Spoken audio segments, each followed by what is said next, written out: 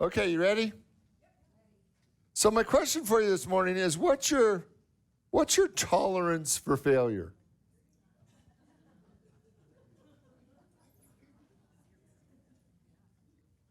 What is your personal policy on failure? Right? Because some of us have this idea that no failure is ever acceptable. And some of us have the philosophy failure is a regular part of our life. And we've learned to adjust, right? So I want you to really think about when you make a mistake, has everybody had a failure? Right? Right. So when you have a failure, when you have maybe a train wreck in your life or something doesn't turn out quite as good as you'd hope or whatever it is, right? Now, what is your personal philosophy around that? Like, is that devastating? Or is it just a part of life? Because I want us to look at that. Jalen Hurts, last Sunday after the Super Bowl, the Eagles quarterback said, who lost. I don't know if you watched the game at all. All right? He said, you either win or you learn. Did you hear him give that speech? You either win or you learn, right? Now, I want to put that in contrast to Knute Rockne, who 100 years ago was the head football coach at Notre Dame, who said, show me a gracious loser and I'll show you a failure. Woo, right? And I want you to see the difference in philosophies there. Knute went on to say, we count on winning. And if we lose, don't beef. And the best way to prevent beefing is to don't lose. You can take that one to the bank, right? Right? In our culture, we seem to have a no-loser policy, especially with our kids, right? Everybody's a winner. And the question that I have for you today is really everybody a winner? In everything, everybody's a winner. Because if everybody's a winner, then winning doesn't mean anything anymore. Now winning is just the definition of participation. And so what I want us to really look at is, do you have to win at everything? See, I'm not against, I just want to tell people the truth. I'm not against loving somebody even when they failed, because I don't think that we should, not love each other because we failed, or I don't think our value should be tied up whether we win or lose. We're not a better person when we win and a lesser of a person if we lose. We don't deserve more love if we're winning and less love if we're losing. But there's something about if you tell me that I won when I didn't, then you're really assuming that my mind and heart is so weak and that my ego is so important to me that I can't handle the truth. And I want to open a space that our love and our value doesn't change, but we can just tell the truth. We lose. We lose a lot. Sometimes we have to pick ourselves up over and over again. For a lot of years now, I've been a minister. And I like to think that I'm a good minister. And I like to think that I do a good job on Sunday morning, speaking and inspiring and teaching. But sometimes it's a stinker. Now you may not have to point that out to me after each talk, right? I don't really need you to have cards. This was a 9, this one was a 2, right? That's not always helpful, but it's always interesting after I know sometimes it just doesn't work, right? If you're doing something artistic or creative, sometimes it doesn't work. And so I know when it doesn't work. So sometimes when it doesn't work, right? There's really 3 responses, right? There's the person who greets me at the end, who doesn't want to look me in the eye. And at that moment, I know they know it wasn't a very good talk, right? The second group of people say, that was a great talk. And I think, well, maybe there was a sentence or a paragraph that was inspiring to them, but that wasn't a great talk, right? It just wasn't a great talk. And so I wonder on the times when it is a great talk, how they differentiate that. Because I can do a great talk, right? And the third one, and really the one I like the most, is when people say, good try, you'll get it next week, right?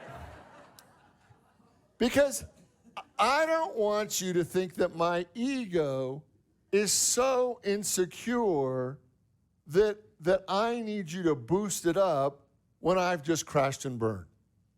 Because there was a time in my ministry where I was so challenged by not having a great talk that it was a little devastating to me not to do a great talk. Like that I was so committed to outperforming myself week after week after week that it wasn't always fun when it didn't work.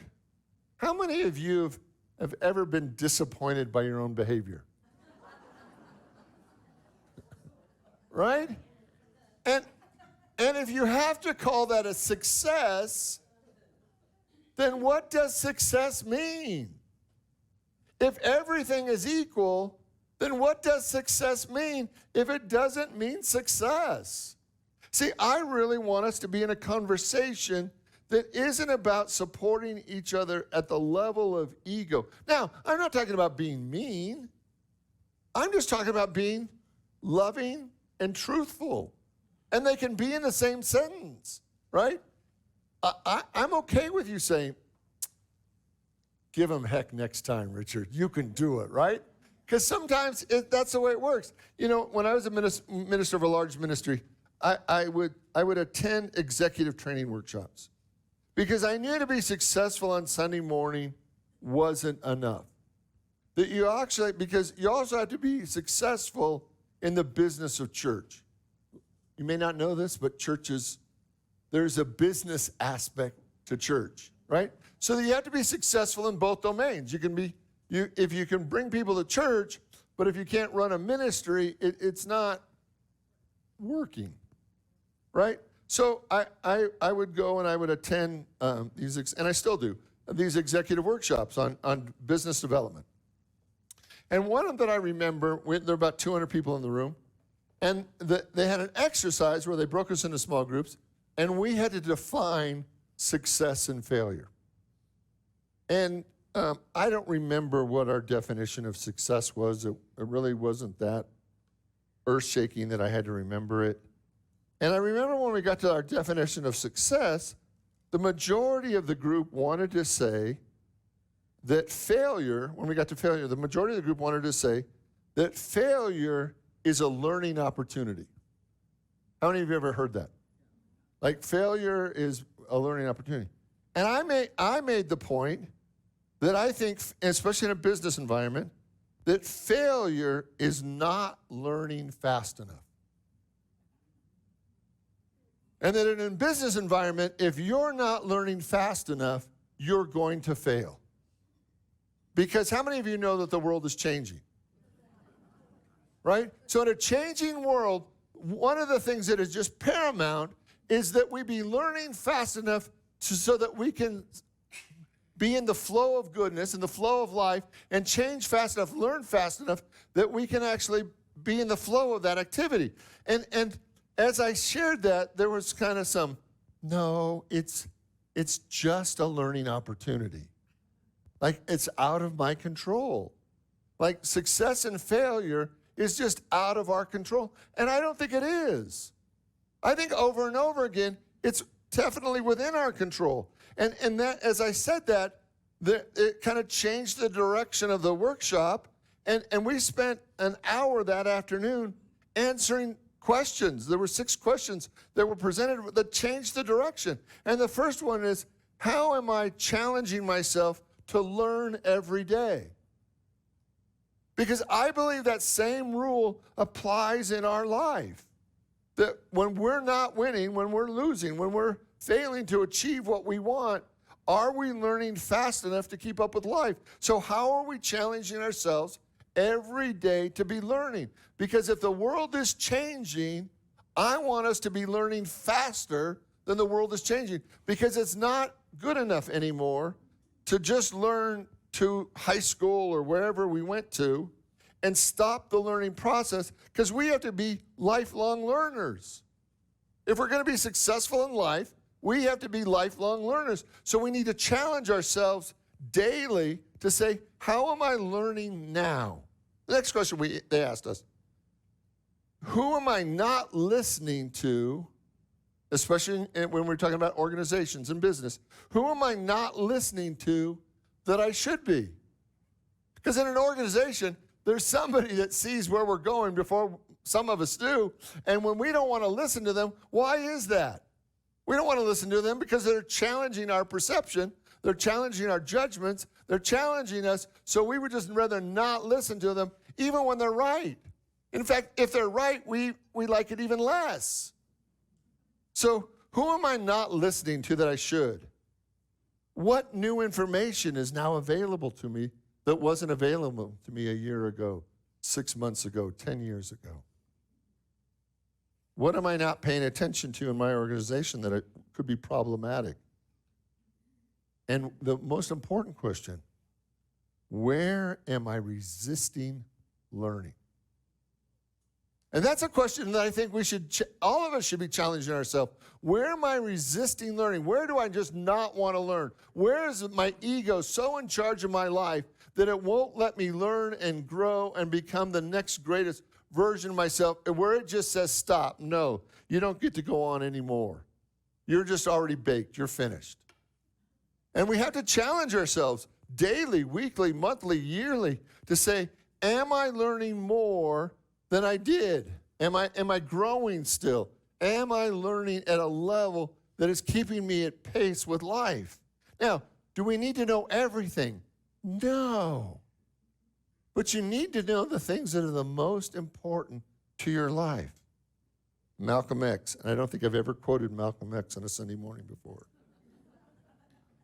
Malcolm X said this, children have a lesson adults should learn, not to be ashamed of failing, but to get up and try again.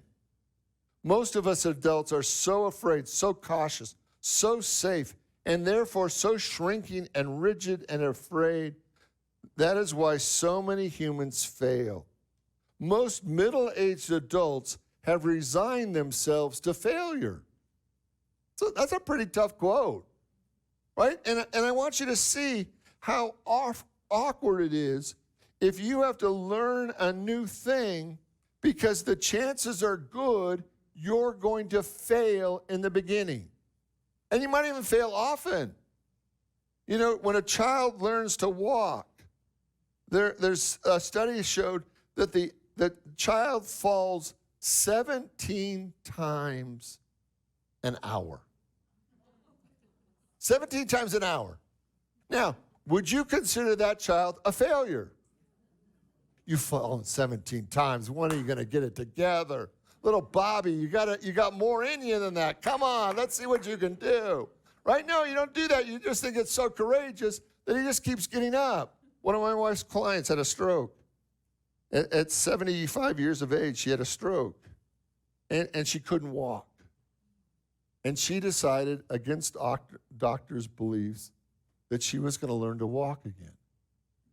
She had to risk the fear of falling over for 2 years as they taught her how to walk again. See, so many things in our life are available to us, but we have to risk failure. We have to risk going out of our comfort zone and doing that which we've never done before. You know, my whole life I've played sports, from early childhood to college. College, I rowed crew, 8 guys in a boat, stroke, stroke, stroke. But I remember one of my earliest memories was in Little League. And I was playing first base. I've always been tall. Playing first base.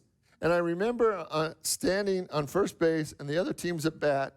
And this mom, one of the kids on the other team, shouted to her son, if you don't get a hit, there's no dinner for you. I was traumatized and she wasn't even talking to me.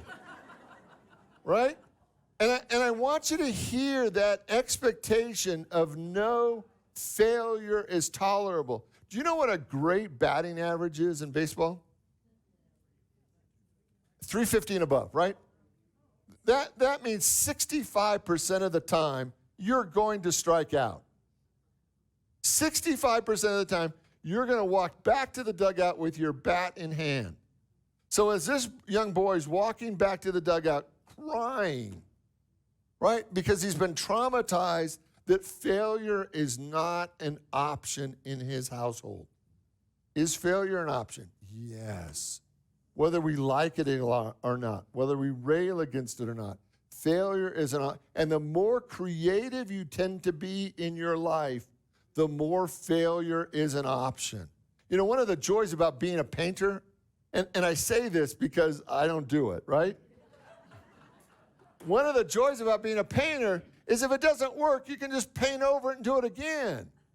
Like, that's why I love having 2 services. Come to the 11 o'clock, right? If it didn't work, I've got an hour between services to fix it, right? Because if you're going to be involved in creative endeavors, you have to be able to accept that sometimes it's not going to work and it doesn't mean anything about who you are. Sometimes it just doesn't work. But one of the interesting things about being in creative endeavors is you either know you gave your best or you didn't. In our culture, sometimes we don't give our best, thinking it's just good enough. But over and over again, when we truly have in service to God, in service to the ideas, service to the work that God has given us, we know when we've truly given our best and when we've just gone through the motions. If we just go through the motions, there's no real joy and success because we know we didn't bring our best. But when we do bring our best, when we give it all and it works, it is a beautiful thing. It is a beautiful thing. The secret of life is to fall 7 times, said Paulo Coelho. Said the secret of life is to fall 7 times and get up 8. So falling is not the problem. The problem is when you give up on yourself. When you give up on your dream, when you give up on the possibility. The problem is when you stop getting up off the mat and being the best version of you. I sometimes fail. Will you say that with me? I sometimes fail, right? I want you to say that to the person next to you, and it won't be a surprise to them, right? I sometimes fail. Like, nobody's in... How many of you were surprised by that? Right? Nobody was surprised by that. And do you feel like the person sat next to you had a lesser opinion of you because you just admitted that sometimes you fail? No. No. J.K. Rowling, the author of Harry Potter, said this: it's impossible to live without failing. At sometimes, unless you live so cautiously that you might as well not live at all, in which case you fail by default. How many of you can see that sometimes you've pulled back? How many times have you not played your very best? You haven't done the thing that God has called you to do because you were afraid that it wouldn't work, and what would they say, whoever they are? And I want you to hear me say today is you're going to fail. And sometimes you're going to fail big. If you have a big vision for your life, you're going to fail big, and it's going to be adorable. Oh, isn't that cute? Look how big he failed. What a stinker of a talk. But I love him so much, right? Sometimes we're going to fail, and it's okay. Say it for me. DeGeneres. Yep, sorry. I was starting to speak in tongues. When you take risk, you learn that there are times when you will succeed, and there will be times when you fail, and both are equally as important. Oprah Winfrey said, that failure is another stepping stone to greatness. Michael Jordan said, I can accept failure. Everyone fails at something, but I can't accept not trying. See, I don't think God's done with you. I don't. I think God is still speaking to your heart. And I think there's great things that you are still called to do with your life. And I think for some of us, the reason that we don't give ourselves permission to live our next level of greatness is that we're afraid we can't do it. Afraid that we're going to fail. Afraid it's not going to work out. And what if today you allowed yourself to fail in service to God? Would that be okay with you? If the Spirit of God that is calling you to do and to touch your own personal greatness, could you be willing to fail in service to that Spirit? When we're living in service to our ego, we can't fail because our ego is so devastated, so shallow, so needy, so broken. But when we fail in service to our Spirit, we find that we can get up with a smile on our face and get back at it. So who are you in service to today? Are you in service to your ego and how you look and what other people think about you? Or are you in service to the Spirit of God that calls you over and over again into higher levels of being? Michelle Obama said this: failure is part of the process. You must learn to pick yourself up and to put yourself back in the game. Confucius, 2,500 years ago, said, our greatest glory is not in never failing, but it is in rising every time we fail. So I want to take this to a spiritual focus. And I want you to see that when God has given you a calling, a project, a purpose, and most of those projects take us to a new level of who we are. When God gives you a project or a situation or something to create, it actually is to call forth your own inner greatness. So when God calls us into a high goal or a high desire, there's something happens when we commit to it. When it's no longer just as a possibility, but when we commit to a high goal or a high desire, and we commit all of ourselves to it, and we turn it over to God, and daily we listen for guidance and direction. And then you must begin to act. You must begin to take action steps every day to move that from an idea or a desire into an expression, into a manifestation, into real form. There's going to be times when it doesn't work. There just is. Like you can't get from where you are today to where you want to be without sometimes it not working. And at that moment, you have a choice. You can give up and let that dream die. Or you can get up off the ground and begin to move forward in a new way and learn from that experience. See, I think there's still spiritual work to do on this planet. I think if we look around the world around us, we are not done yet. And our job is to live the next greatest experience of life.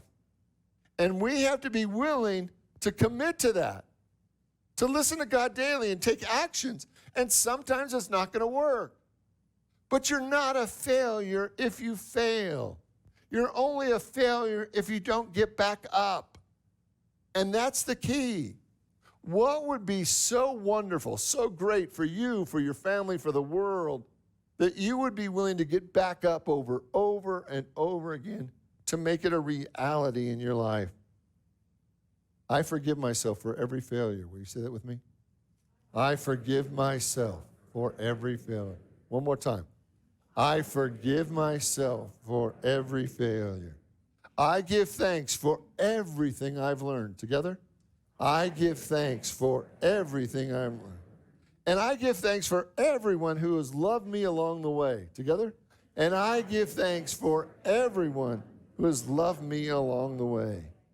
And I commit to living God's greatest good. Together? And I commit to living God's greatest good. Will you pray with me? I invite you to open your mind, your heart, your soul to the activity of God. I want you to see all the failures of your past, all that jump out, all that you've had shame about, all that you've beat yourself over. And I want you to see all the failures of your past. And I just want you to grin at them. Just smile at them and hold them lightly. For they are not who you are. You're created in the image and likeness of God. We're not here to glorify your ego. We're here to glorify God. Today, I accept all my failures. I forgive myself for every failure. But I am in service to God. And being in service to God, it is okay when I fail. In the name and through the power of the living Christ, we give thanks. And so it is. Amen. I want you to take a deep breath. And as we move into this time of prayer and meditation, I want you to entertain the idea that I am blessed. And allow these words just to move through you. I am blessed. And entertain the power of that idea. That wherever you are, whatever's going on in your life today, that you are blessed. But sometimes we spend so much time and energy looking at the problem, looking at the need, trying to find the solution. And the spiritual truth is that we are all blessed. We're blessed beyond our wildest dreams. That every day we're blessed in a million different ways. And most of the time we miss them. So today, are you willing to entertain the idea that I am blessed? I'm blessed. I'm blessed in a million different ways.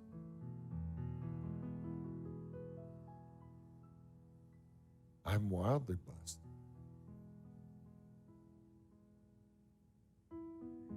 That the infinite goodness of God fills my life. And I no longer focus on the problems or the challenges. I focus on the blessings, the good. I am wildly blessed.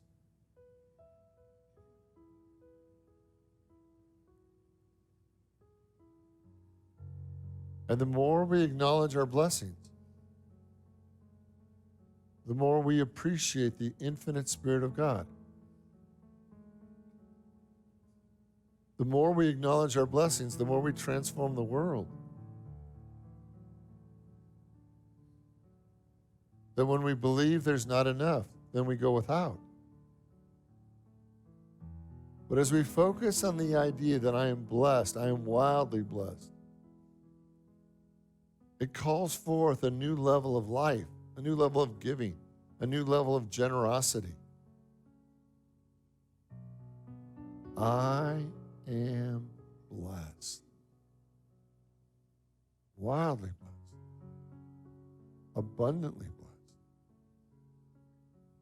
With every breath, with every heartbeat, with every sunrise and sunset, I am blessed. I am blessed.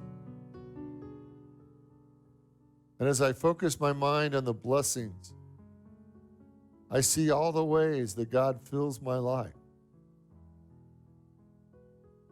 That there is no lack, there is no limitation to God. I am blessed. I am wildly blessed. And we unleash that level of life.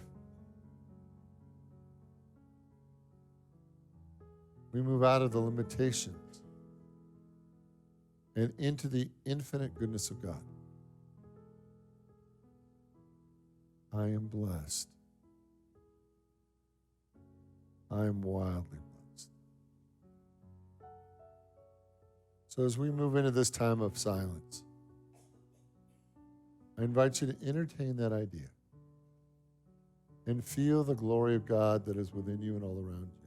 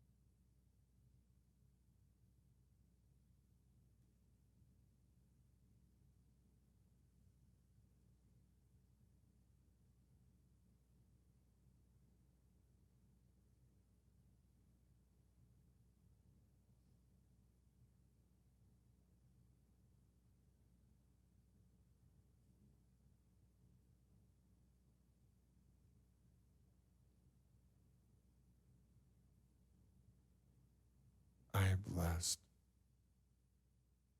I am wildly blessed. The full Spirit of God pours into my life. Every day, in every way, I am blessed. I am wildly blessed.